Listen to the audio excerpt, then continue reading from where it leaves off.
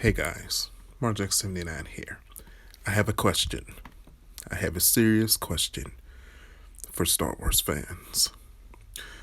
What did Boba Fett do in A New Hope, Empire Strikes Back, and Return of the Jedi that was so cool, other than standing still and looking cool, that garnered him a cult following of fans that lasted well over 5 decades, from the 70s through the 80s, the 90s, the 2000s, and the 2010s.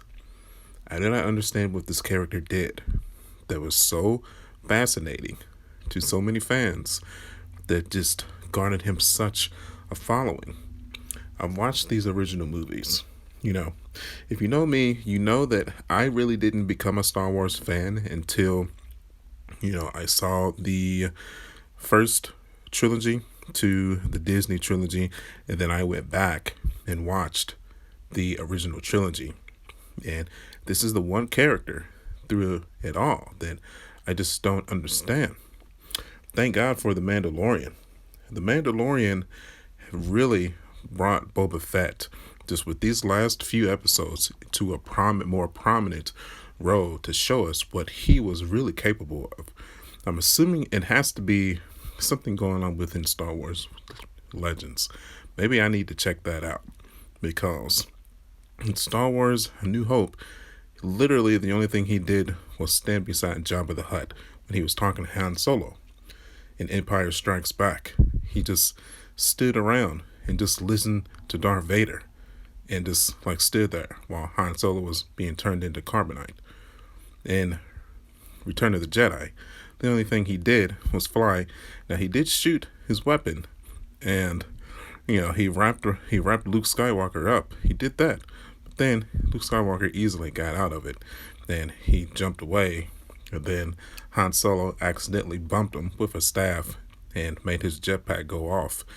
Then he flew up against the wall and fell into the Snorplex thing.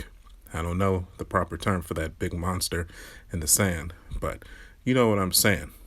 So from those, pivotal scenes right there, not even pivotal scenes, just those normal scenes. I mean, other than the fact of having a cool outfit, maybe a cool helmet, some decent looking weapons, I feel like he was like the least important character in the entire original franchise. So that's at least, 25, 30 years before the new trilogy came out and we got introduced to Jango Fett, his father, which most definitely made the character Boba Fett a bit cooler, but it didn't really do anything for the Boba Fett character itself. I mean, it's a completely different character. Jango is his father. It's not him. So Jango Fett was cool in his battles with Obi-Wan Kenobi and, being able to take on Jedis in the Clone Wars. But, Boba Fett really didn't have any repertoires in his arsenal of stuff that he did to garner this following. Now, The Mandalorian, the most recent episode of The Mandalorian, oh my God. We were introduced to literally a brand new character. This guy is taking out stormtroopers like they're cotton candy. He was looking like James Bond out there. I was confused. I was so confused. He was treating them like they were absolutely nothing. He had a bow staff. Then when he got his armor back, he's just taking these guys out. It was a beautiful thing to see. It was absolutely beautiful. I think we just need to thank Jon Favreau for taking a character that I really never really understood the popularity around. I can remember when I went to go see The Rise of Skywalker at the movie theater, it was a guy that dressed up as Boba Fett, jetpack and everything, there, sitting in the seat. I'm like, but Boba Fett is not even in this movie. I'm confused. I mean, hey man, we're all Star Wars fans. It's cool, but I'm just confused. I mean, maybe something with the character happened in the novelization of the 3 original trilogies that, that did not get explained in the movie, that they explained in the book. maybe somebody wrote a book about Boba himself. I'm sure something like that exists. Is that canon? Did something happen within the novelization of the character himself that made him cool?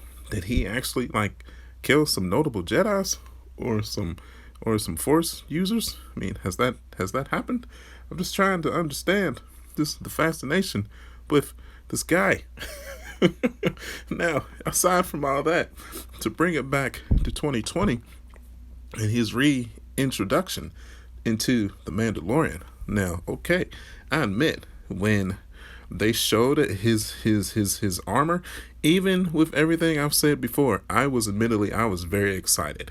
I even went to my nearest GameStop and I got a 40th anniversary Boba Fett figure. Because as good as the Mandalorian is, I know that they were going to do right by the character and give him some net-worthy appearances.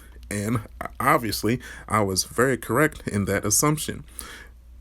Right next to the Ahsoka Tano episode and the Bo-Katan episode, I would say the the Boba Fett reveal into getting his armor back. That's probably my second favorite Mandalorian episode of all time, and I can't wait until this Friday until they continue the story.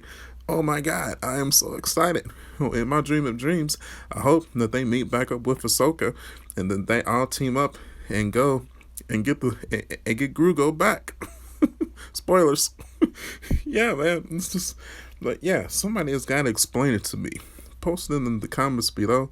This was gonna be like my review of the Mandalorian, the latest episode, but it just turned into just me asking why Boba Fett was so popular before the Mandalorian.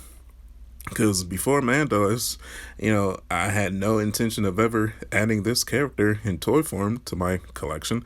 I just did not understand the fascination with him. The only thing, literally, that he did was do what Jabba the Hutt and Darth Vader told him to do. Nothing more, nothing less.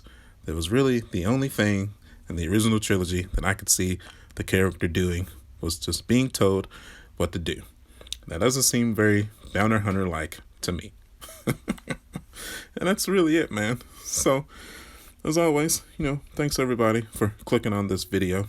Like I said, if you have some insight of what makes this character so popular, other than his scenes in The Mandalorian, feel free to post in the comments below or post it in some of these Facebook groups of everything that I'm going to share it to.